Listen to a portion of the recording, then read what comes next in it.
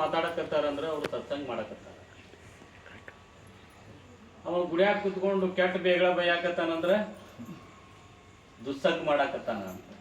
ಕುಂತಿದ್ದಲ್ಲೇ ಗುಡಿಯಾಗ ವಿಚಾರಗಳು ಕೆಟ್ಟ ವಿಚಾರಗಳು ಅಂತಂದ್ರೆ ಅಲ್ಲಿ ವಾತಾವರಣನೂ ಕೆಡಿಸ್ತಾನ, ತನ್ನ ಮನಸ್ಸನ್ನು ಕೆಡಿಸ್ಕೊಂತಾನ, ಇತರೆ ಮನಗಳನ್ನು ಕೆಡಿಸಿಡ್ತಾನ.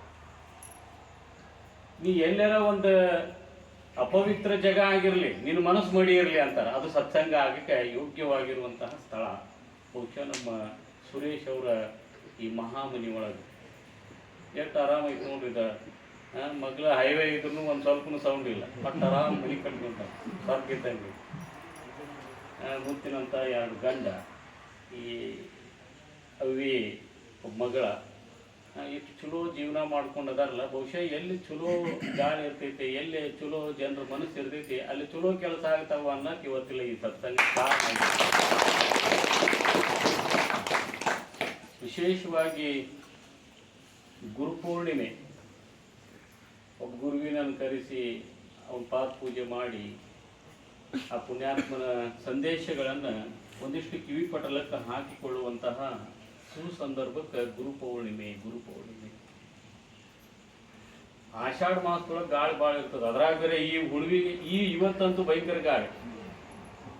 ಈ ಗಾಳಿಗೆ ಹಲವಾರು ರೋಗವನ್ನು ತಂದ್ಕೊಂತಾನ ಮನುಷ್ಯ. ಹೋಮದ ಮಹಿಮೆಯನ್ನು ಹೇಳಿದರು ಗುರುಜಿಯವರು. ಆ ಹೋಮದಿಂದ ನಮ್ಮ ಶ್ವಾಸಕೋಶ ಸ್ವಚ್ಛ ಆಗ್ತದೆ. ಆ ಹೋಮದ ಹೊಗೆಯನ್ನು ತೆಗೆದುಕೊಳ್ಳೋದ್ರಿಂದ ಎಷ್ಟೋ ರೋಗಗಳು ನಮ್ಮಿಂದ ದೂರವಾಗ್ತಾವೆ. ಆ ರೋಗ ನಿರೋಧಕ ಶಕ್ತಿ ಅದರೊಳಗೆ ಐತೆ ಅಂತ ತಿಳ್ಕೊಂಡು ಅದನ್ನ ಹೇಳಾಕ ಒಂದು ನೇಮಕ್ಕೆ ಅದನ್ನು ಮಾಡಿದ್ದಾರೆ. ಬಹುಶಃ ಅದನ್ನ ಹಂಗ ಬಾಯಿಲಿನ ಹೇಳ್ತಿದ್ರೋ ಏನೋ, ನೇಮಕ್ಕರ ಮಾಡ್ಬೇಕಲ್ಲ.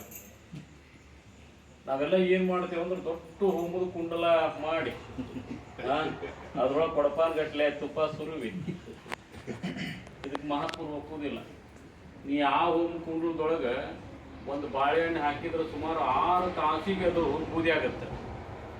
ಆ ಹೋಮ ಕುಂಡಲದೊಳಗೆ ಹಾಕ್ಬೇಡಪ್ಪ, ತಿಳಿದವ್ರು ಹೇಳ್ತಾರೆ ಹಸಿದಿರುವಂತ ಹೋಮದ ಕುಂಡಲಿಗೆ ಹಾಕು, ಬರೀ 6 ತಾಸೊಳಗನ ಅದು ಬೂದಿ ಆಗುತ್ತೆ. 6 ದಿನಗಟ್ಲೆ ಸುಡುವಂತಹ ಬಾಳೆಹಣ್ಣು ಅಲ್ಲಿ ಹಾಕ್ಬೇಡ, ಹಸಿದಿರುವಂತ ಹೋಮಕ್ಕೆ ಹಾಕು.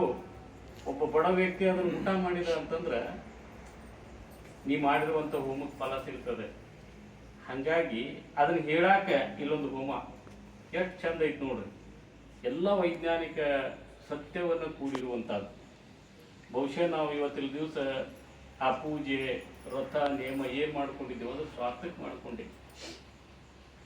ಗುರುವಿನನ್ನ ಸೇವಾ ಮಾಡೇ ಗೆಲ್ಲಬೇಕೆ ಹೊರತಾಗಿ ಪೂಜೆ ಮಾಡಿದ್ರೆ ಬರಂಗಿಲ್ಲ ಒಂದು ಶಕ್ತಿ. ಅದು